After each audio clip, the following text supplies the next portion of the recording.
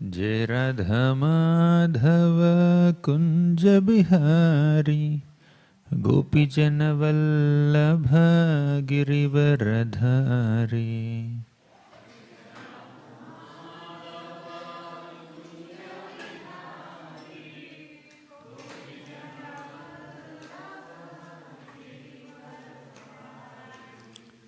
जय राधा माधव कुंज बिहारी गोपीजन वल्लभ गिरिवरधारी।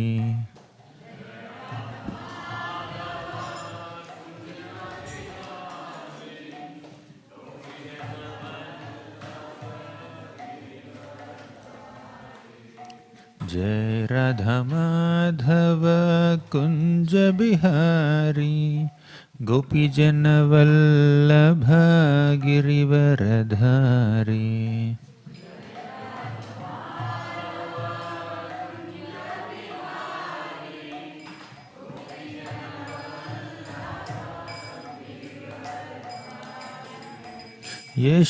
यशोदनंदन ब्रज जन रंजन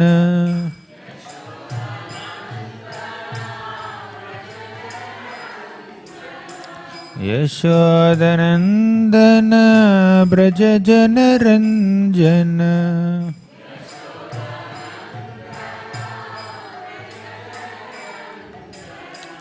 यमुना तीरवनचारी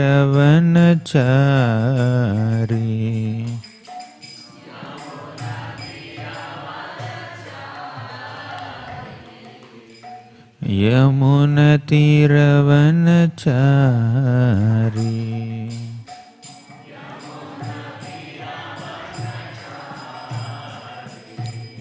जय राधा माधव कुंज बिहारी गोपीजन वल्लभ गिरिवरधारी।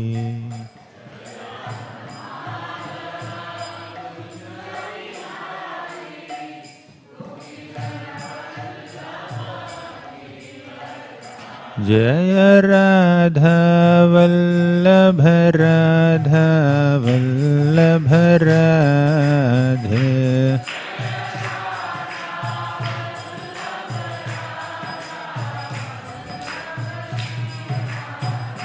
जय राधा वल्लभ राधा वल्लभ राधे।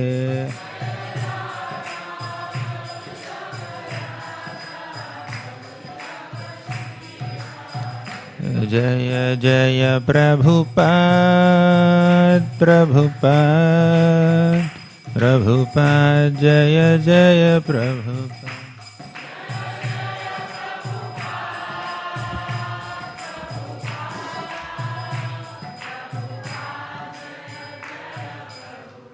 जय ओम विष्णुपाद परमहंस परिव्राजकाचार्य अष्टोत्तर शत Shrimad His Divine Grace Abhay Charanaravinda Bhaktivedanta Swami Prabhupada ki Jai Om Vishnupada Paramahamsa Parivrajakaacharya Ashtottara Sata Shrimad His Divine Grace Bhakti Siddhanta Saraswati Thakur Prabhupada ki Ananta Koti Vaishnava Vrinda ki Namacharya Srila Haridas Thakur ki Prem se kaho Shri Krishna Chaitanya Prabhu Nityananda Shri Advaita Gadadhar श्रीवासादि गौर भक्त वृंद की श्री श्री राधा कृष्ण गोप गोपीनाथ श्याम कुंड राधा कुंड गिरि गोवर्धन की ब्रजभूमि श्री वृंदावन धाम की पुरुषोत्तम क्षेत्र श्री जगन्नाथपुरी धाम की गंगमय की यमुनामय की भक्ति देवी की तुलसी देवी की कलियुग पावन हरिनाम संकीर्तन की हरे कृष्ण महामंत्र की। All glories to the assembled devotees, all glories to the assembled devotees, all glories to Shri Guru and Shri Gauranga. Om Namo Bhagavate Vasudevaya.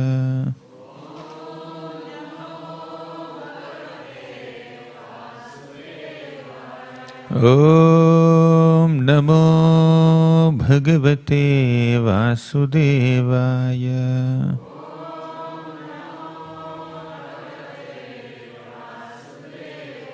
Om Namo Bhagavate Vasudevaya.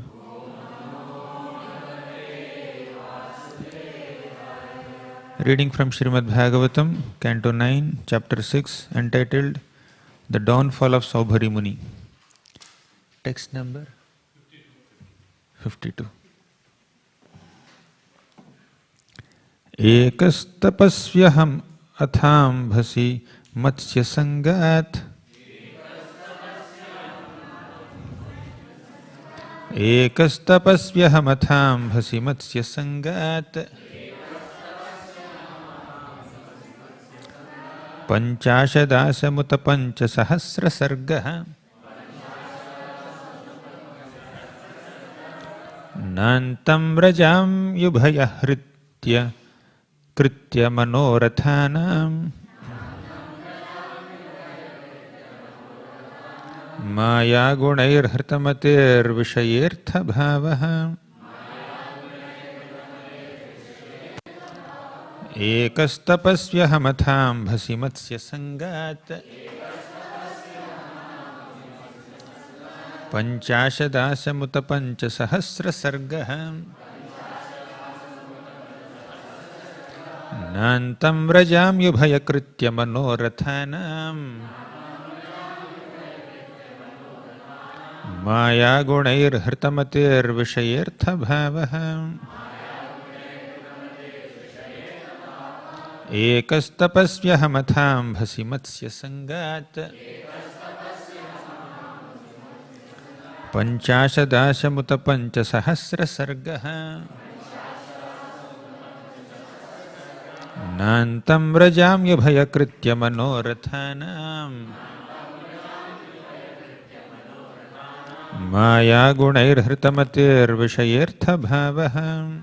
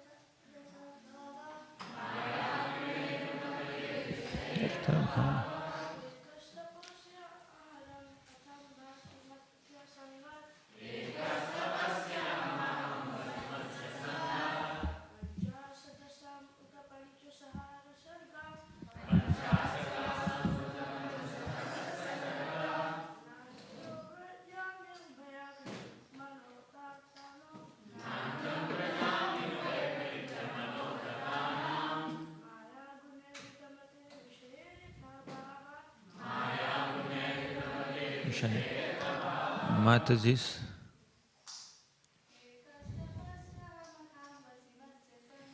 Ekastapasvyahamatham bhasi matsya sangat.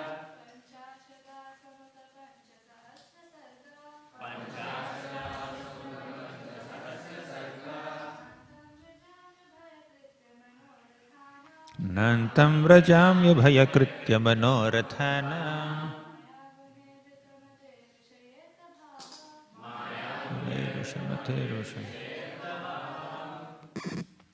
Ekaha, one only, tapasvi, great sage, aham, I, atha, thus, ambhasi, in the deep water, matsya sangat, by associating with the fish, panchashat, 50, asam, got wives, Uta, and what to speak of begetting 100 sons in each of them.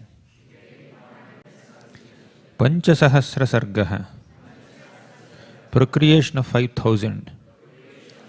Na antam, no end. Vrajami, I can find. Ubhaya kritya, duties of this life and the next. Manorathanam, mental concoctions. Maya gunaihi, influenced with the modes of material nature. Hrita, lost. Matihi vishaye, great attraction for material things. Atha bhavaha, matters of self-interest. Translation by His Divine Grace A.C. Bhaktivedanta Swami Prabhupada. In the beginning, I was alone and engaged in performing the austerities of mystic yoga, but later, because of association of fish engaged in sex, I desired to marry. Then I became the husband of 50 wives, and in each of them I begot 100 sons. And thus my family increased to 5,000 members. By the influence of the modes of material nature, I became fallen and thought that I would be happy in material life. Thus there is no end to my material desires for enjoyment in this life and the next. There is no purport. What should we do? Should we go to the next one? Okay. Sure? Okay. In this way, he passed his life in household affairs for some time, but then he became detached from material enjoyment. To renounce material association, he accepted the Vanaprastha order and went to the forest. His devoted wives followed him, for they had no shelter other than their husband. When Saubhari Muni was quite conversant with the self, went to the forest, he performed severe penances. In this way, in the fire at the time of death, he ultimately engaged himself in the service of the Supreme Personality of Godhead. Purport. At the time of death, fire burns the gross body, and if there is no more desire for material enjoyment, the settled body is also ended. And in this way, a pure soul remains. This is confirmed in Bhagavad Gita. Tyaktva deham punarjanma naiti. If one is free from the bondage of both the gross and subtle material bodies and remains a pure soul, he returns home back to Godhead and be engaged in the service of the Lord. Tyaktva deham punarjanma naiti mameti. He goes back home, back to Godhead. Thus it appears that Saubhari Muni attained the perfect stage. Om Ajnanathmirandhasya Gnananjana Shalakaya Chakshurunmilitam Yena Tasmai Shri Gurave Namaha Shri Chaitanya Manobhishtam Sthapitam Yena Bhutale Swayam Rupaha Kadamahiyam Dadati Swapadantikam Vandeham Shri Guroh Shri Yuta Padakamalam Shri Gurun Vaishnavamscha Shri Rupam Sagrajatam Sahagana Raghunathanvitam Tam Sajivam Sadvaitam Savadhutam Parijana Sahitam Krishna Chaitanya Devam Shri Radha Krishna Padan Sahagana Lalita Shri Vishakhanvitamscha He Krishna Karuna Sindho Deenabandho Jagatpate Gopesha Gopika Kanta Radha Kanta Namostute Tapta Kanchana Gaurangi Radhe Vrindavaneshwari Vrishabhanu Sute Devi Pranamami Haripriye Vancha Kalpatarubhyascha Kripa Sindhubhya Evacha Patitanam Pavanebhyo Vaishnavebhyo Namo Namaha Nama Om Vishnupadaya Krishna Presthaya Bhutale Śrīmate Bhaktivedanta Swamin iti namini Namaste Saraswati Deve Gauravani Pracharini Nirvishesha Sunyavadi Paschatya Deshatarini Jai Shri Krishna Chaitanya Prabhu Nityananda Shri Advaita Gadadhara Shri Vasadi Gaura Bhakta Vrinda Hare Krishna Krishna Krishna Hare Hare, Hare Rama Rama Rama Hare Hare.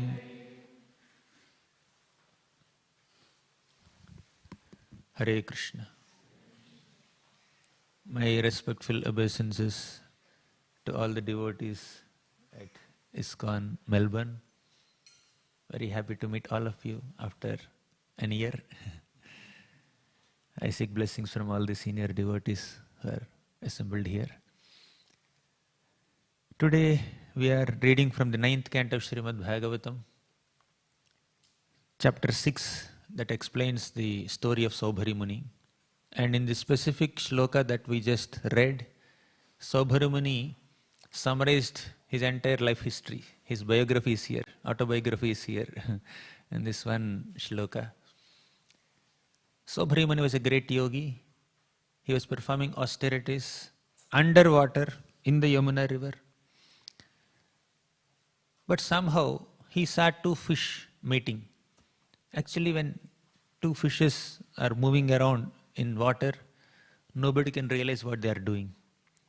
And it's very difficult to even figure out who is a boy and who is a girl also in the water when two fishes are just moving around. But Saubhari Muni, despite performing hundreds of years of yoga, still he could understand that these two fishes are enjoying sense gratification, and he developed a desire to enjoy like them. Very unfortunate. And he came out of the water. At that time, that land was ruled by a king named Mandhata. He went to King Mandhata in his yogi attire. For several decades or probably centuries, he was doing some tapasya, and he just came out of water after a long time, and he saw this big palace of the king and went and asked the king, "My dear king, I wish to marry the princess, your daughter." Seeing his attire, seeing his age, Mandhata was not inclined to offer his daughters to Saubhari Muni. Oh, looks like he's not a very suitable husband to my beautiful young daughters. But if I say no, maybe he'll curse me. He's a Brahmana, he seems to be yogi. Although he's old, doesn't look very handsome apparently, externally, still he has some powers, he might curse me. He was a bit afraid. So instead of saying no, he very smartly and cleverly said, "I wanted my daughters to marry a man whom they love, whom they like. So here is my messenger, attendant, soldier. He will take you to the palace in which my 50 daughters are there.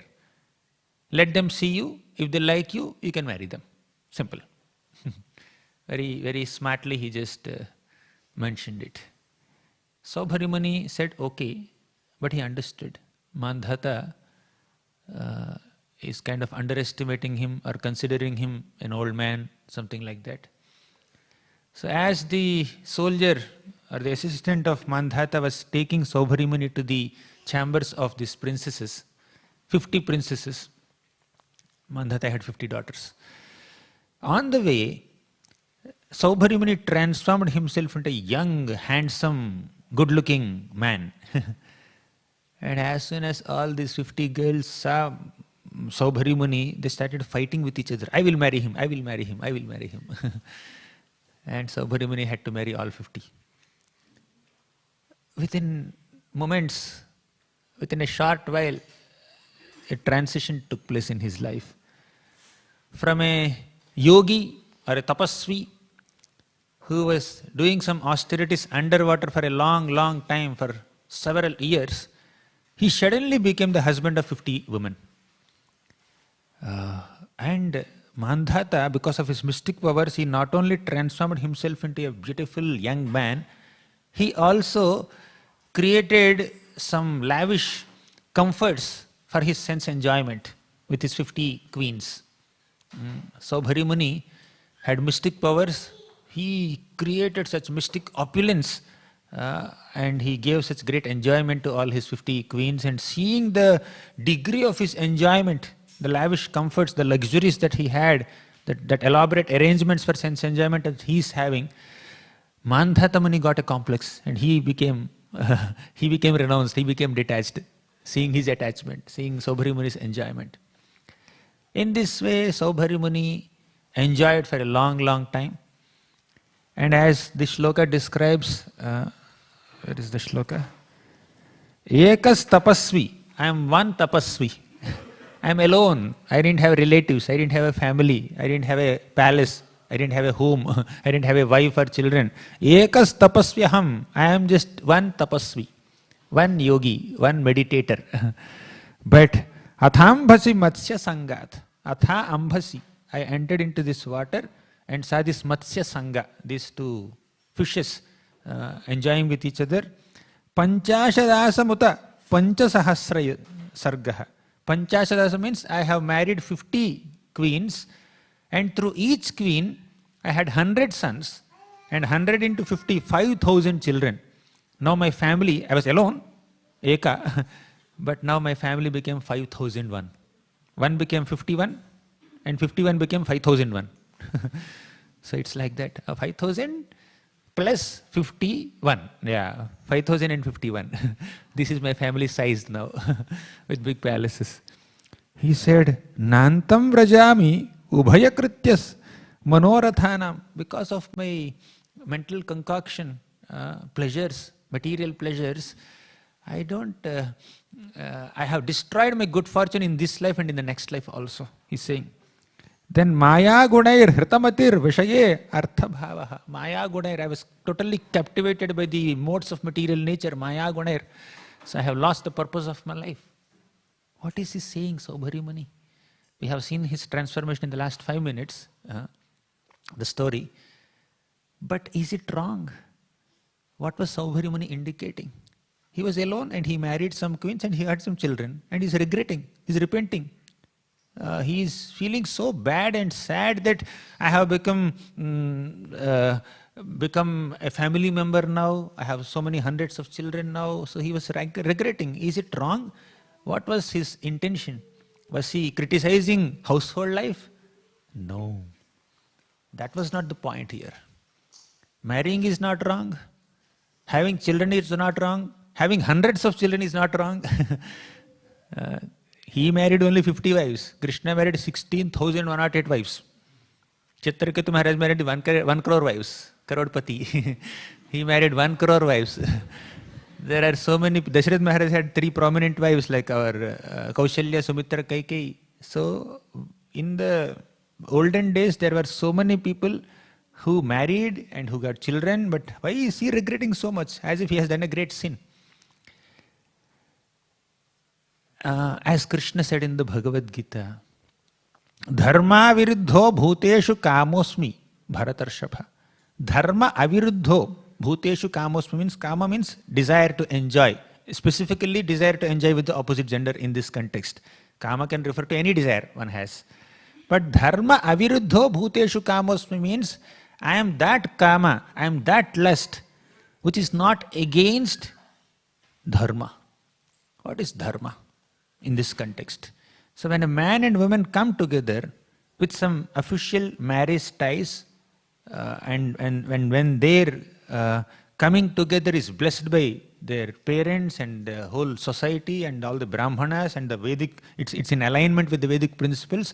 So their coming together, their union is bona fide, and whatever enjoyment they have as a part of their life to produce children is also bona fide.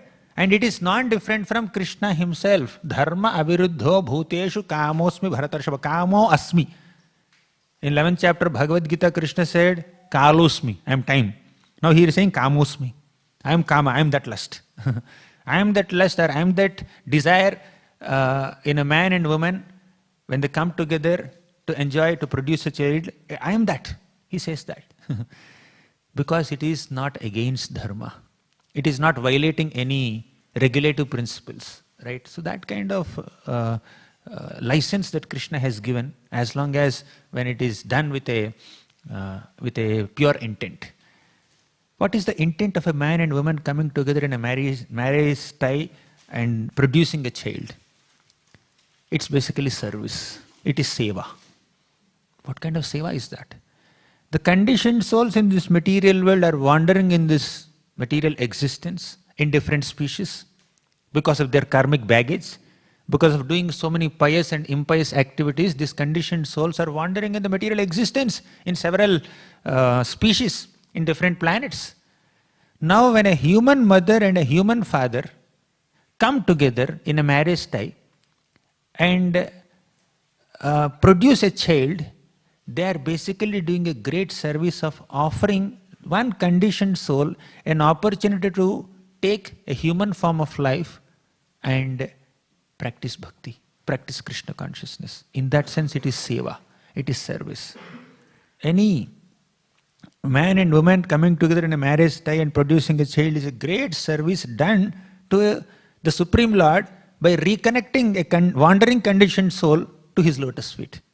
So when Krishna conscious parents come together and give birth to children and raise them in a Krishna conscious way, train them in values and virtues and morals and principles and raise them as good human beings and good devotees, that's a great seva, right? Vaishnava seva.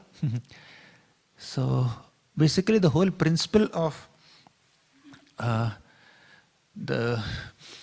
in the Gopi Gita, right in the middle of Gopi Gita, we have this most popular shloka.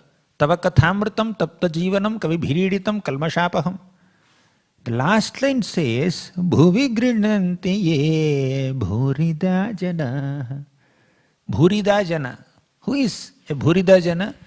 One who tries to spread Krishna consciousness everywhere. One who speaks Harikatha, Krishna Katha, and spreads the glories of Krishna everywhere is considered a very munificent and magnificent personality, very compassionate personality. So compassion lies in connecting a person to Krishna through speaking Krishna Katha.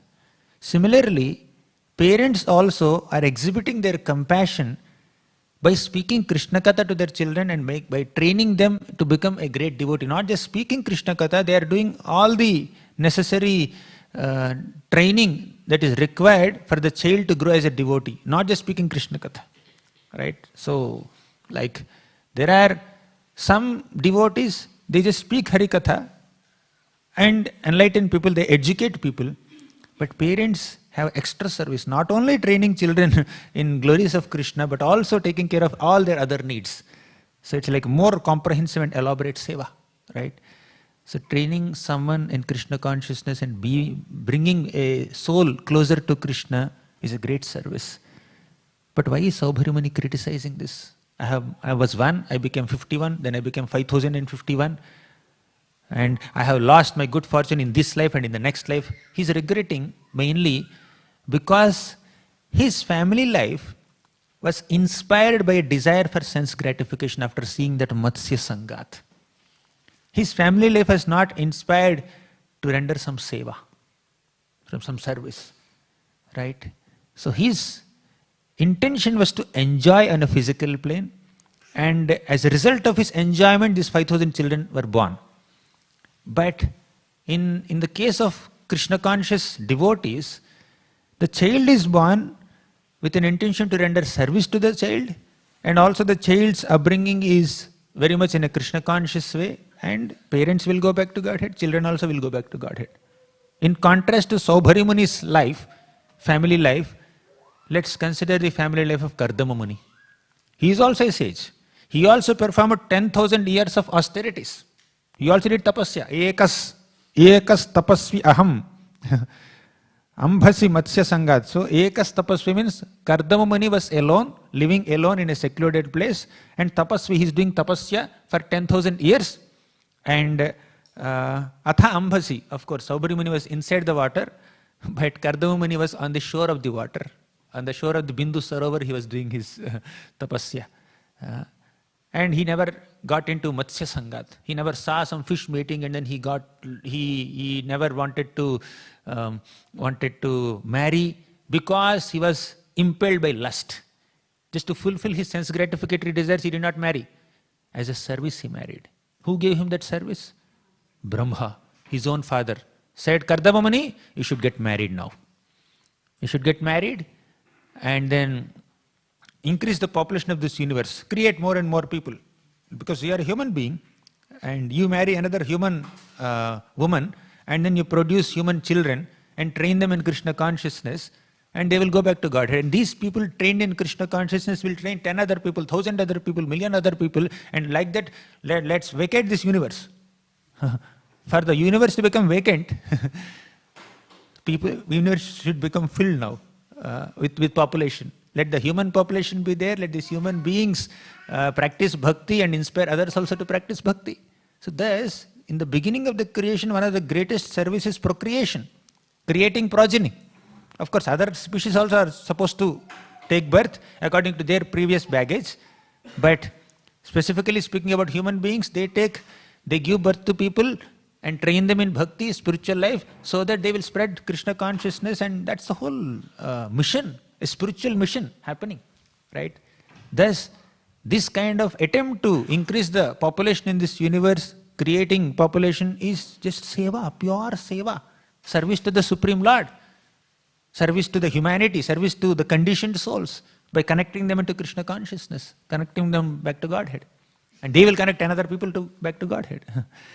So, Kardama Muni's family life is not criticized, it's glorified. And Saubhari Muni is self-criticizing. Right? He is criticizing his own family life here. What's the problem? What's the difference? The difference is very, very simple. Saubhari Muni got into family life to fulfill his lusty desires. Kardama Muni got into family life as a service. And even before marrying Mother Devahuti, Kardama Muni said, I will retire after she gives birth to children. And there's absolutely no problem with this proposal. Before even marriage, he's planning for retirement. He's saying, after she gives birth to some children, I will leave her in the care of those children and I will retire. And she said, okay, of course. Devahuti said, okay. Devahuti's parents, Swayambhu Manu and Shatarupa, they also said, okay. Kardama is okay. It's like, then there is a proper understanding that this marriage is meant for seva, right? So, and Kapilidev took birth as the son of Devahuti and Kardama Muni. So, such a glorious family. He is given as a wonderful example of family life. Similarly, Rishabhadev, he gave birth to 100 sons. And he trained all these 100 sons. Nayam deho deha bhajam raloke kashtan kaman arhate vidbhujam. You can see 5th chapter, 5th canto. Very beautiful teachings. Sometimes they're a little heavy also. But there are so many teachings of Rishabhadev to his 100 sons. He trained them so nicely. And the foremost of all his sons is Bharat Maharaj. He is also a wonderful devotee. And he told the remaining 99 sons, follow the example of Bharat Maharaj. 9 of them became Navayogendras. 10 became pure Kshatriyas. They followed Bharat Maharaj. They were trained by their elder brother. And remaining 81 people became great Brahmanas. Right? So like that, Kardama Muni's family life, Rishabhadev's family life, and many other great souls like Ambarish Maharaj, Parikshit Maharaj, Dhruva Maharaj, all these people also had their family life. They had so many children. They had a big palace, they have a home. And none of their family life is criticized. In fact, we are discussing their stories since 5,000 years. And before that also, there must be some discussion about all these great souls. But Saubhari Muni's family life is why he is being criticized here. He himself is criticizing his own family life. Similarly, Yayati's family life was also criticized by himself. If you go into the later chapters of the ninth canto, there are 2 more family men. One is Pururava, second is Yayati. So they themselves criticize their own family life later. My God, I have become too lost in sense enjoyment. Because their family life is inspired by sense enjoyment, sense gratification, not seva. Right? So here is Saubhari Muni saying that I am just one person. I became 5,051. A round figure is given, 5,000 members, I said.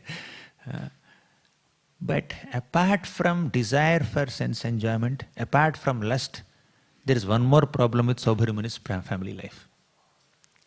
He was a yogi, he was a sage, doing some austerities alone, underwater, in a secluded place, in the holy dham of Vrindavan, in the holy river of Yamuna. But he got into Vaishnava Parad. Another important lesson that we should learn from Saubhari Muni is not only avoiding lust, but also avoiding aparadh. So Saubhari Muni committed a great aparadh to a great Vaishnava, and that Vaishnava was Garuda, the regal carrier, bird carrier of Lord Vishnu. So because Garuda was in an eagle body, he used to come to that place and he would eat some fishes. I mean, there is nothing on the part of Garuda. If we do so, if we imitate him, that's a mistake on our part. We are compromising on one regulative principles, no meat eating. But when Garuda does it, when Garuda eats fishes or Garuda eats snakes, we should not have any objection, because he is a pure Vaishnava. Definitely whatever he eats, he offers it to the Lord and then eats. Offering does not mean like you see, we make an offering with so many items in the plate, and it's not that Garuda is offering that kind of thing, but basically he requires some food for his physical energy. Then definitely he will meditate on the Supreme Lord and then have that food which is required to give him that necessary physical strength to serve him, right? So, and also we cannot evaluate great souls, great personalities according to our own yardsticks. Like when we touch urine and stool, we become contaminated. We should immediately take a bath. But when sun is evaporating so much of moisture from urine and stool all over the globe, and he's also evaporating some moisture from filth also, you cannot say, "Sun, are you taking bath? You have become a little impure or unclean or contaminated because of touching this moisture from the stool and urine." No. Tejiya samna doshaya. Bhagavatam says clearly. When great personalities do something, we are not meant to evaluate them. That's the whole problem with Saubhari Muni. Saubhari Muni became a self-appointed judge of Garuda's actions. How can you eat fish? And also this is a product of his misplaced compassion. He was compassionate on his fishes and he is criticizing Garuda, who is eating the fishes. Right? Out of our compassion on some people, if we offend a pure Vaishnava, oh, he has done some injustice to this person. So, and we become very compassionate on these people, and then we offend a pure Vaishnava, then we'll have to face the consequences, just as Saubhari Muni faced. So because of Vaishnava aparadha that he has done, not only he criticized or chastised or scolded Garuda, he even said that you will die if you come here again to take fishes, eat fishes. And Garuda just honored, Garuda is so humble, he just honored the curse of Saubhari Muni, although he himself need not get affected by this curse. Right? He need not accept this curse, he need not avoid going to Vrindavan or Yamuna. But he avoided because Saubhari Muni said, "Take one Brahmana, one sage is saying that he has some concern about the fish and he doesn't want me to come here. No problem, I will do the needful." So he avoided. Now the main lesson here is that pure devotees, exalted devotees are humble. They accept corrections even from this kind of people who may offend them. But some people have this great sense of self-righteousness. I can correct even senior people also. So in that mentality, Saubhari Muni criticized and even cursed Garuda. And as a result of this offense to a pure devotee called Garuda, he became affected by this lusty desires when he saw the two fish mating.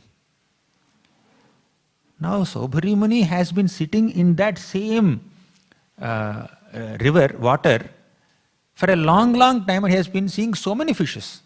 Why today only he got affected by seeing that fishes? Because he offended Garuda. He has been seeing the fishes, so many fishes must be mating around him also. He is doing his tapasya, he is unaffected by it. He is completely focused on his meditation. He was not at all distracted. But why now suddenly he got distracted? Matsya Sangat. Because he offended. So when we offend a pure devotee, we'll get distracted from bhakti. As simple as that.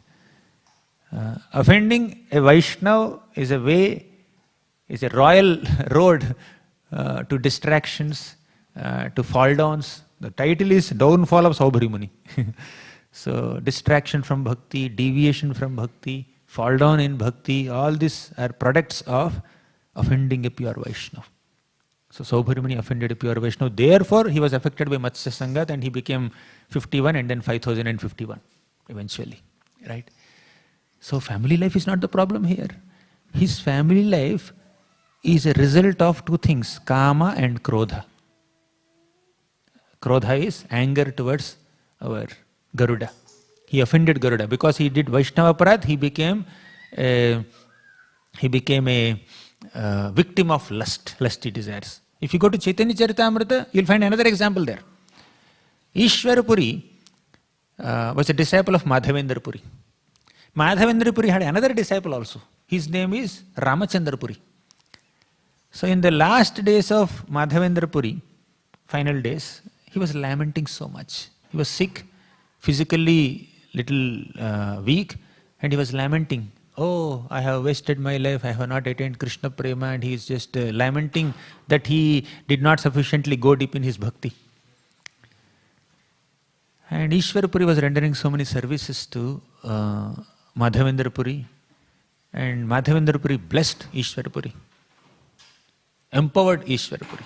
And Ishwar Puri became the spiritual master of Lord Chaitanya Mahaprabhu also later. But when Madhavendra Puri was lamenting in separation from Krishna, Ramachandra Puri came there and said, why are you lamenting? You should meditate on Brahman now. He started instructing his own guru. Right? He could not understand the feelings and emotions of his guru, but he kind of judged him and he offended him and even instructed him. Then Madhavendra Puri became extremely furious. He said, I am lamenting because of not attaining Krishna's love or Krishna's association, and here is this person who came to instruct me in impersonalism, Brahman, Krishna. So in this way, Madhavendra Puri was very upset with Ramachandra Puri. And because of offending this Vaishnava, Ramachandra Puri became an impersonalist.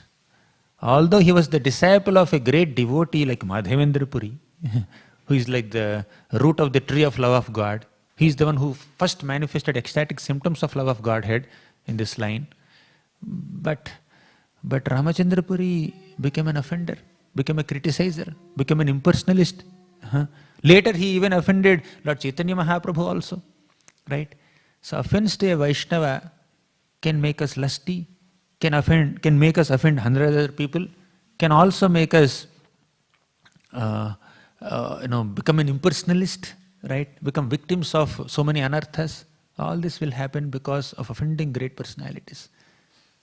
As the 10th canto of Śrīmad Bhāgavatam says, Ayuhu shriyam yasho dharman lokan asisha evacha hanti shreyamsi sarvadi pumso mahadatikramaha. Ayu, Shriyam. Ayu means lifespan. Shriyam means one's beauty or opulences. Yasha means one's fame, reputation. Dharmam, all of one's values and virtues and principles and morals. Lokan means all the great destinations that we are supposed to achieve. Because of doing some pious activities, we are destined to attain some higher planet, for example. But that will be cancelled. That boarding pass will be torn. That booking will be cancelled if you offend Vaishnavas. Right? Lokan, asisha evacha. Whatever blessings that we have received also will be destroyed. When? Hanti shreyamsi sarvani pumso mahadatikramaha. Atikrama, offense. Mahad means great personalities, Mahatmas. When we offend great devotees, then all our good fortune will be destroyed. This is mentioned in the 10th canto of Śrīmad Bhāgavatam, 4th chapter. Beautiful shloka. Not beautiful, very scary shloka. Right? So, Saubhari Muni is a case of Vaishnava Aparadh. Because of that, he became affected and his family life is being criticized by his own self now.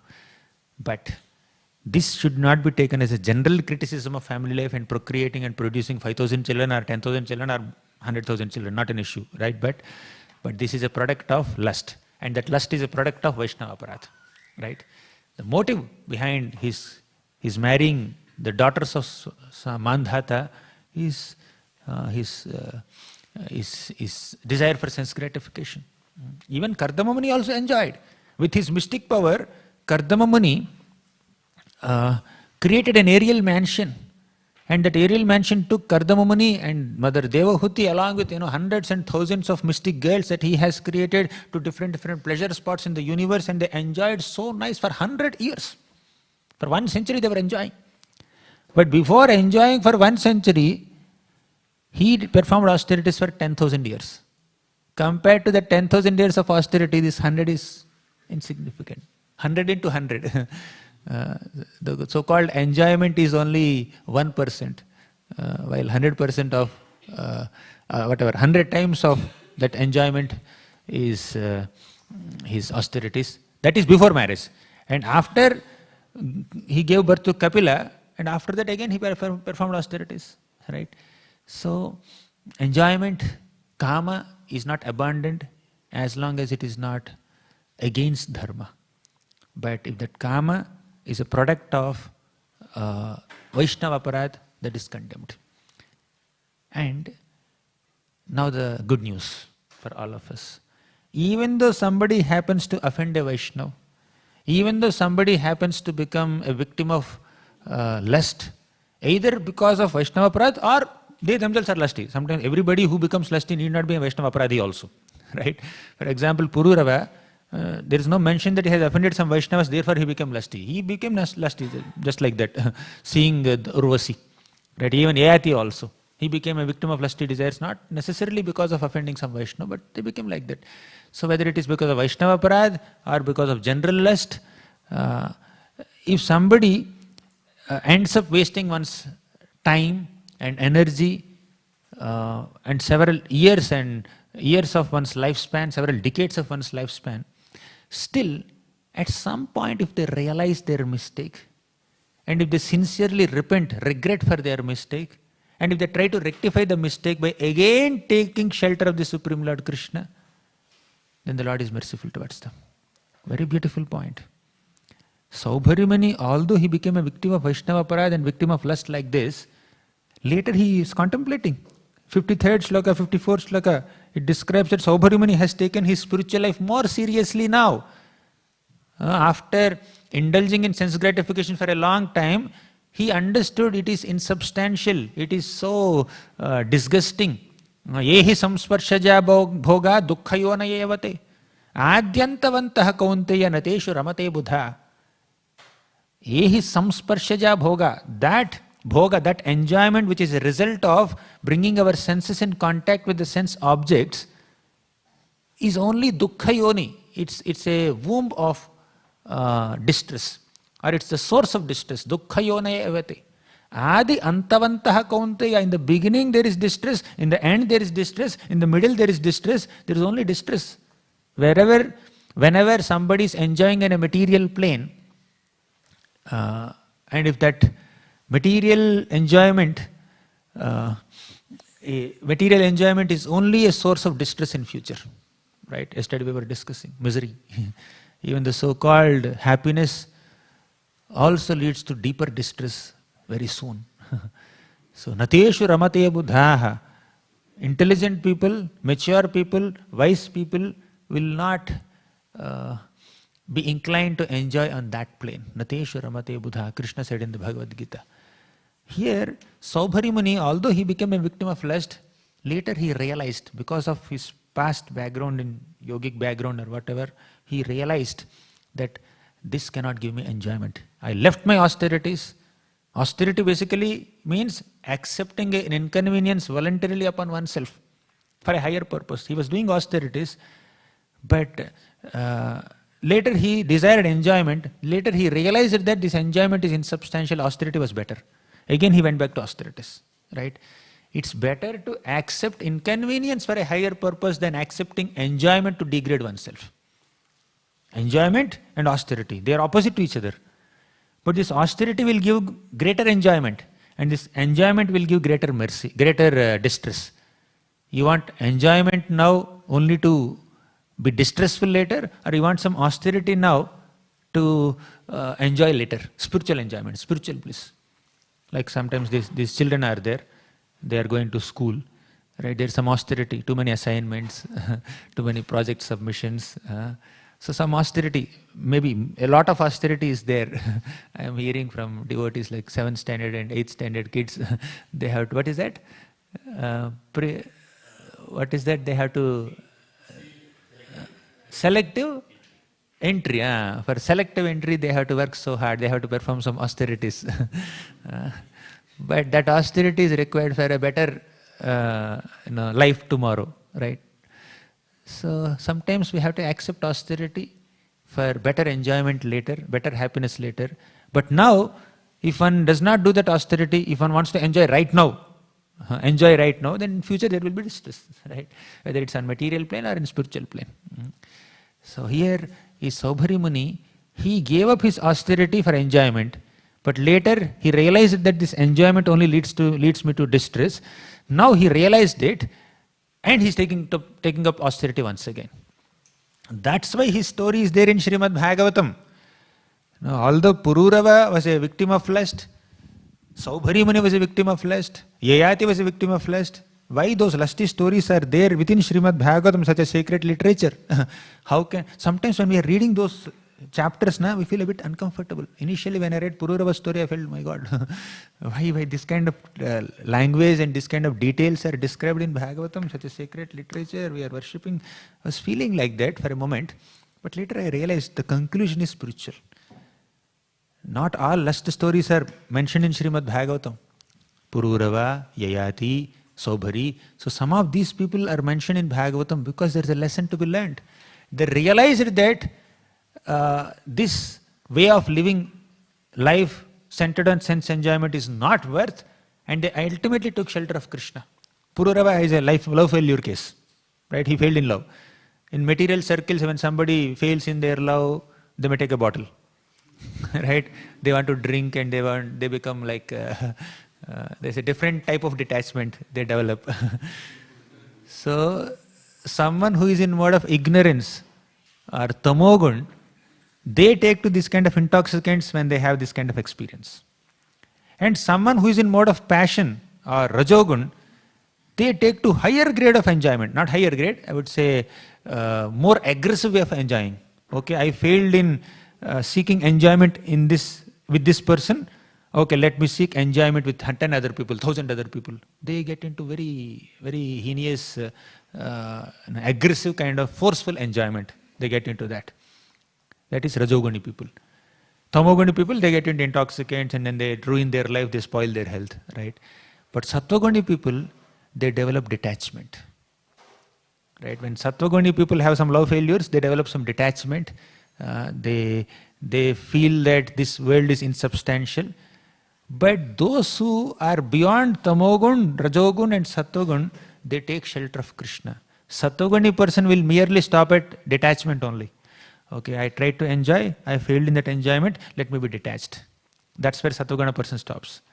But someone who is beyond Sattvaguna, they take shelter of Krishna. Okay, I failed in this attempt to enjoy on a material plane, satisfy my lusty desires. Okay, now let me take shelter of the Supreme Lord Krishna. So, realizing that this material world is a place of dukkhalaya shashvatam, they ultimately take shelter of Krishna. That's what makes their stories appear in Śrīmad Bhāgavatam. Pururava ultimately took shelter of Krishna. He did not take a bottle. Pururava took shelter of Krishna ultimately, and Yayati took shelter of Krishna, and he inspired his wife, Devayani, also to take shelter of Krishna. And here Saubhari Muni took shelter of Krishna, and he inspired his 50 other wives also to take shelter of Krishna. Thus all 51 of them went back to Godhead, as Prabhupada says in the next purport. That's why this story is sacred. Right? Although we have a haunting past, we can have a promising future if we take shelter of Krishna. That's the message here. Sometimes one may feel a bit uncomfortable reading Saubhari's story or Pururava's story. All this is there in Bhagavatam, but ultimately because they have taken shelter of Krishna, that's giving us a hope. However degraded one may be, however fallen one may be, and whatever may be the amount of sins they have committed, offenses they have committed, or whatever may be the amount of sense gratification that they had enjoyed, if they take shelter of Krishna, then all that contamination will be purified and they will go back to Godhead also. So all these stories are encouraging us to take shelter of Krishna. There is hope. Even for someone who fell down from his great stage of yogi to a sense enjoyer, even them also there is some hope. From there they can again uplift themselves, right? So this is the hope that Saubhari Muni story is giving us. This is the hope that Pururava story will give us in the later chapters. Yayati story is giving us. And also it gives us a caution note. Apart from hope, it also gives us a caution note. One is Vaishnava Parad thing. Second is, even if there is no background of Vaishnava Parad, if you are a little weak-hearted, we can give in to sense pleasures because Maya's allurements are very powerful. We can never underestimate Maya. As Krishna said in the Bhagavad Gita, Daivi Hesha Gunamayi Mama Maya Duratyaya Mame Vaye Prapadyante Mayam Etam Tarantiti. Daivi Hesha Gunamayi. This Maya is filled with three modes. Gunamayi, Sattva, Rajas, Tamo Gunas. Very, very difficult to surpass this Maya. Only when we sincerely take shelter of Krishna, then we will be able to surpass Maya. So Krishna gave that caution note before. So don't underestimate Maya. Maya has very, very creative and innovative ways of distracting us from bhakti, and that is her service. Don't hate Maya also, right?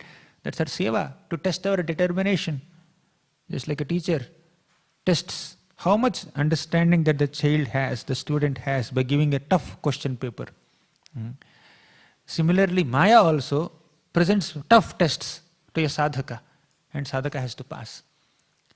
Even if somebody has absolutely no lust, like Bharat Maharaj, Maya attacked Bharat Maharaj through that compassionate quality.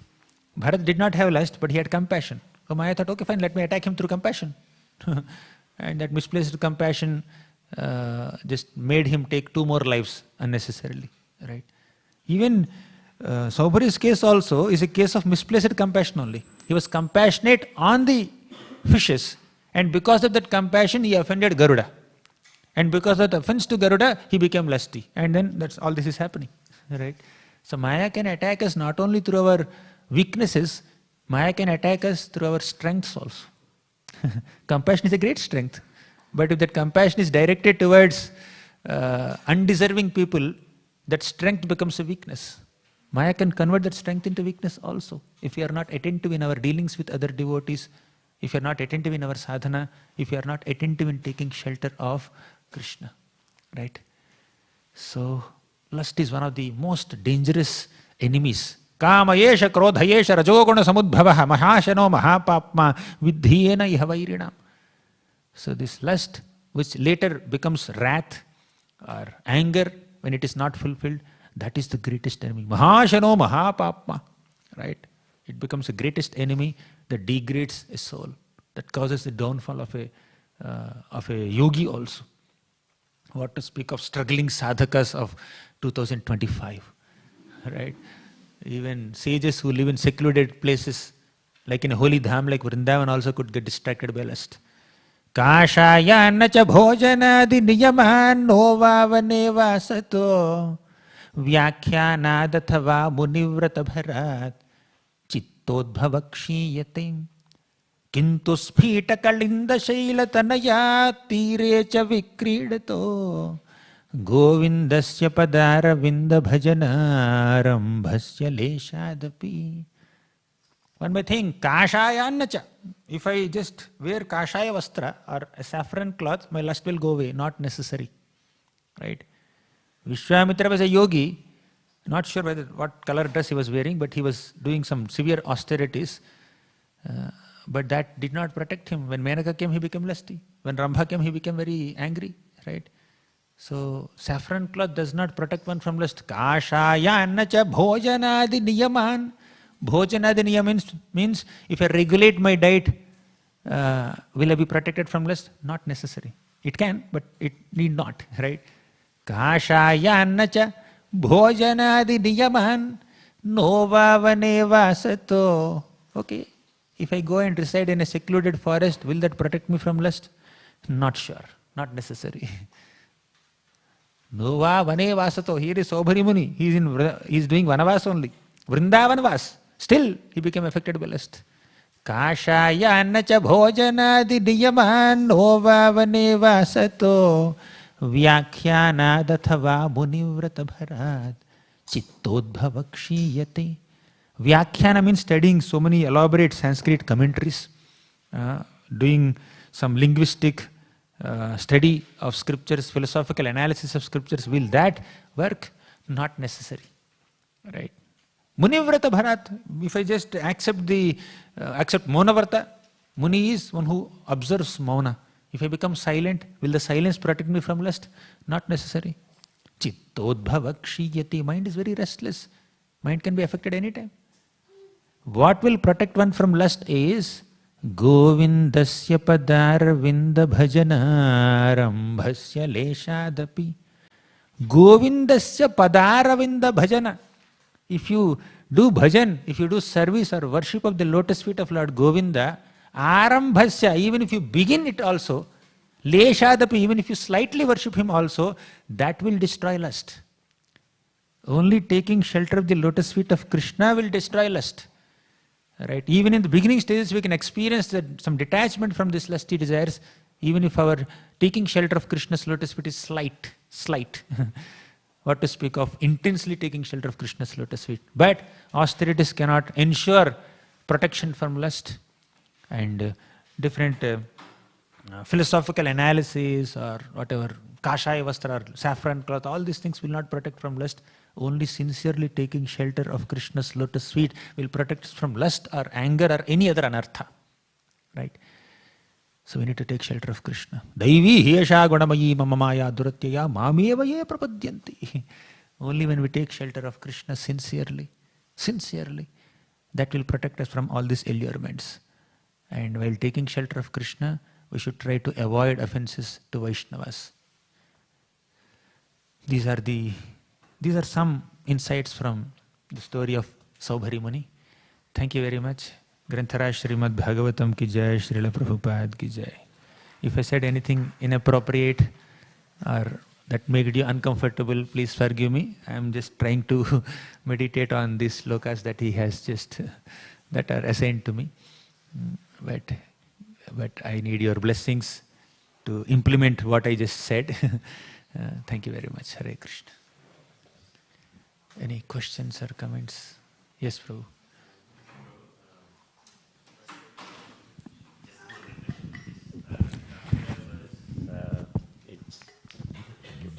The Kashaya verse, it just reminded of Vyadasya Acharanam Dhruvasya Chavayo verse as well, in which it says Bhaktya Tusyate Kevanam Nachagunai Bhakti Priya Madhava. Prabhu, question in relation to Vaishnava offense, Prabhu. Sometimes we tend to instruct our seniors or sometimes spiritual master also only out of pure love. Then how do we see that, Prabhu? Because maybe in my own example, when I was seeing that my Gurudev was quite unwell and he has only a few months left and he was just doing Harinam for hours and hours and hours together. One time I remember, I still contemplate about it every day, that I once told him, please, your health is not great, please think about this. So instructed, I was foolish, I've instructed. So how do we see that, Prabhu? You have not instructed, you requested. You are considering it as an instruction, maybe out of your humility. One Maharaj, one senior disciple of Prabhupada, he was giving class. And a disciple sends a message, Maharaj, please stop the class. And that Maharaj saw that and then kept it aside and said, now this so-and-so Prabhu is exhibiting Vatsalya Rasa towards me. Basically, that brahmachari disciple was concerned about the health of that spiritual master, and doctor told that Maharaj not to speak for a longer time. Out of sincere concern, he is saying, Maharaj, I think you have already spoken for 1 hour, 1.5 hours. You need to take rest now. You are getting exhausted. You are coughing. So please take rest. In that mood, he said, please, let's conclude now, right? It's not an instruction, it's a request. And it comes out of deep concern from the heart, right? Definitely we should not instruct a senior person, but if it comes from deep love, they will understand it. The vibes are very clear, right? So the vibrations are very clear, we cannot hide our intentions so much, right?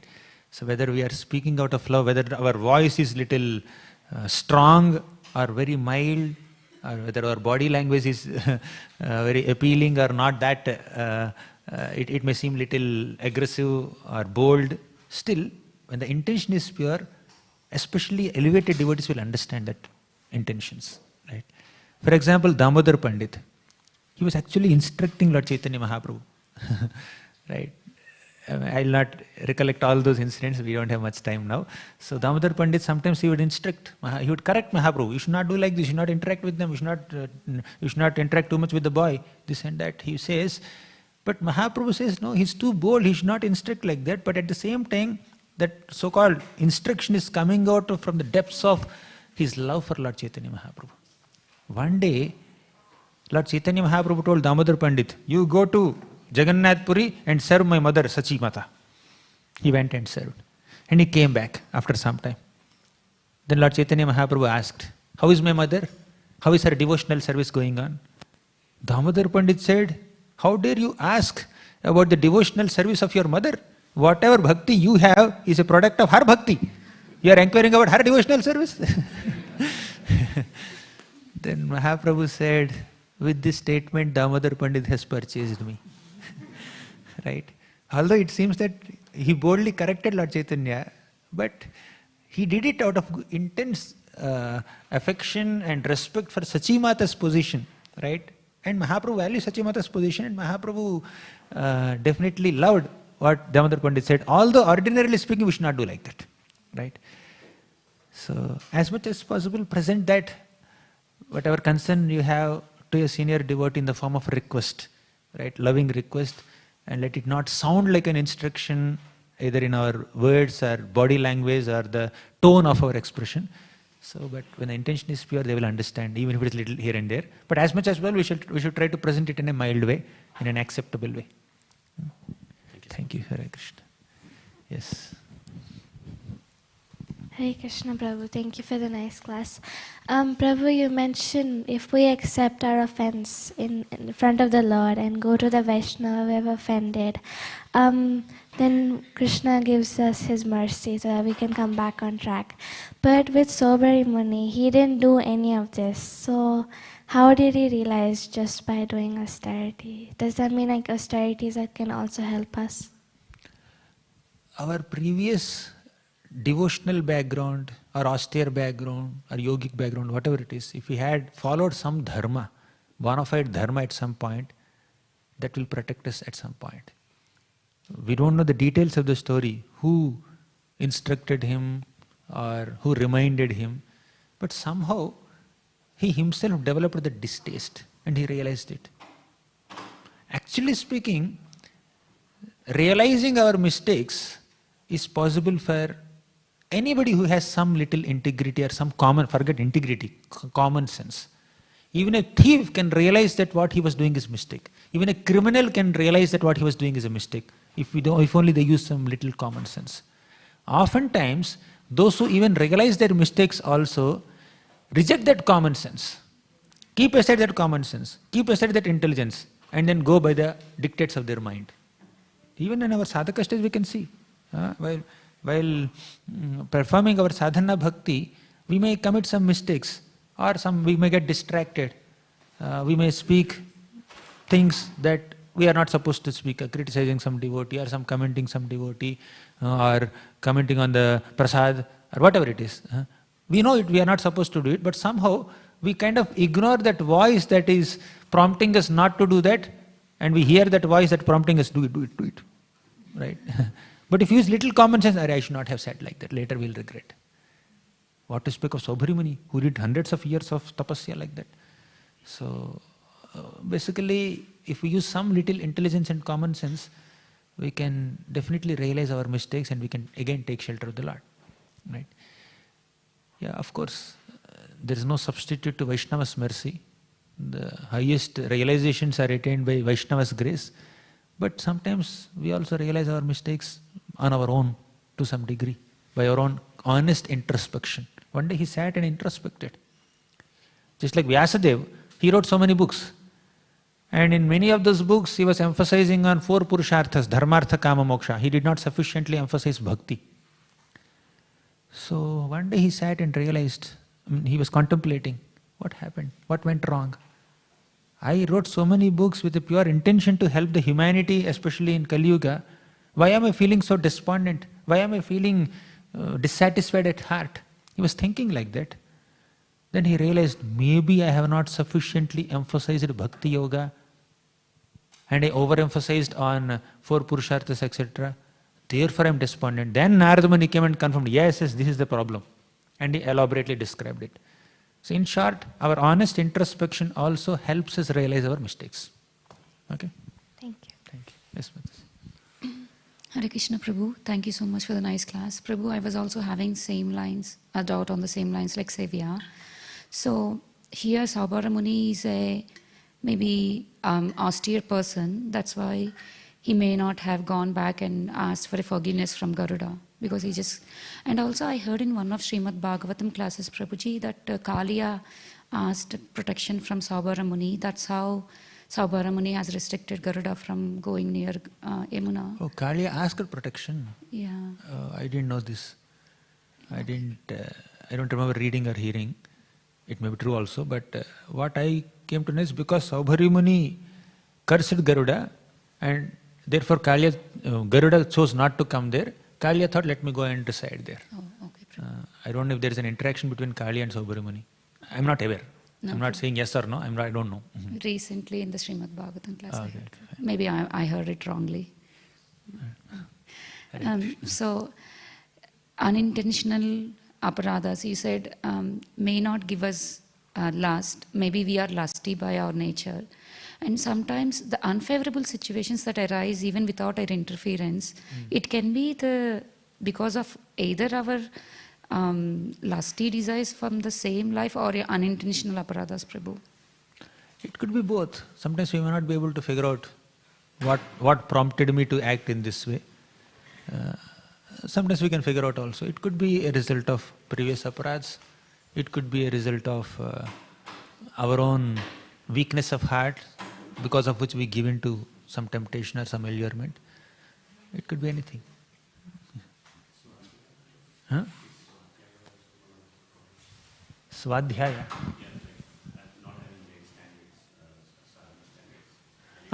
Lack of sadhana. Lack of sadhana also. It can be the cause. Definitely. Any other question or Hare comment? Krishna, Prabhu. Yes, ma'am. Yeah, thank you so much for the beautiful class.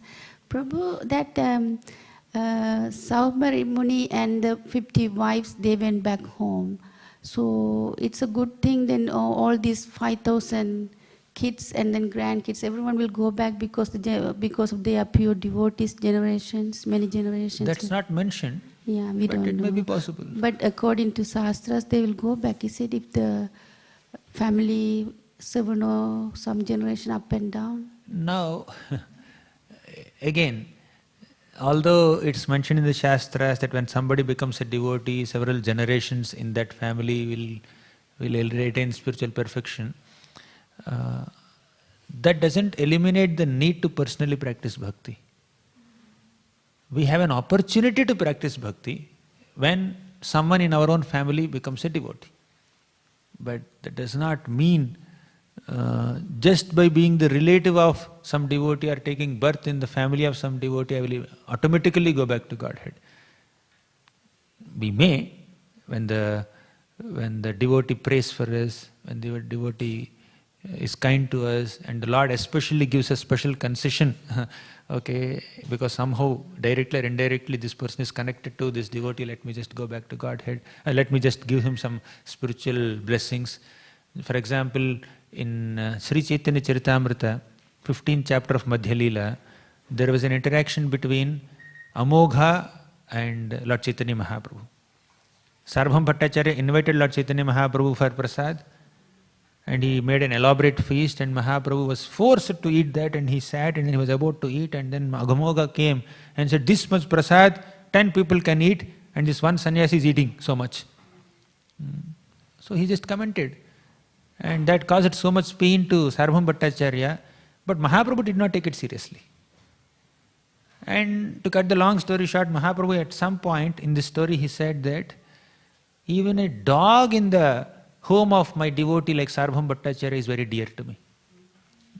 If later Amogha got cholera, he was on the verge of death. Then Mahaprabhu went and then purified him, transformed him, and not only cured his cholera, but also transformed his heart. So ultimately, every individual has to experience the transformation of heart. Not just, okay, I am connected to this person, okay, let me just go back to Godhead without any qualification. For example, a doctor's child can become a doctor, but he also has to study medicine. He has a better opportunity because he can learn so many things from his father, doctor. He can see how the father is treating the patients right from childhood. He knows to give injection at the age of 10 only, probably. He may have extra privilege of having a doctor in their home, but he himself has to study medicine also. Similarly, Lord Chaitanya Mahaprabhu did not just simply give liberation to Amogha. He transformed his heart. So then he said, a Brahmana's heart is meant for Krishna to perform his pastimes. Why did you allow envy and lust and pride to sit there? Throw them away. Then Amogha chose to throw them away.